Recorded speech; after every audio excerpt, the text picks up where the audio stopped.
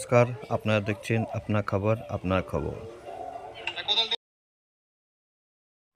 এইখানে শ্রীরামকৃষ্ণদেব 12 জন ভক্তকে গৈরিক বস্ত্র প্রদান করেন এবং বিজ্ঞান মনস্ক যুক্তিবাদী নরেন্দ্রনাথের সমস্ত সন্দেহ নিরসন করে তাকে বলেন, হে রাম, যে কৃষ্ণ সেই ইদানীং এই শরীরে রামকৃষ্ণ।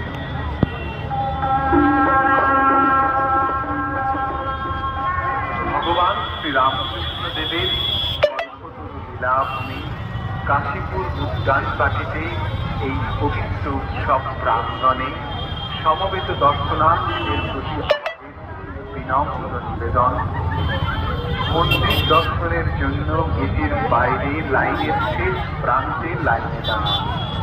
গেটের ভিতরে ঢুকে আপনারা দেখলেন আপনার খবর আপনার খবর।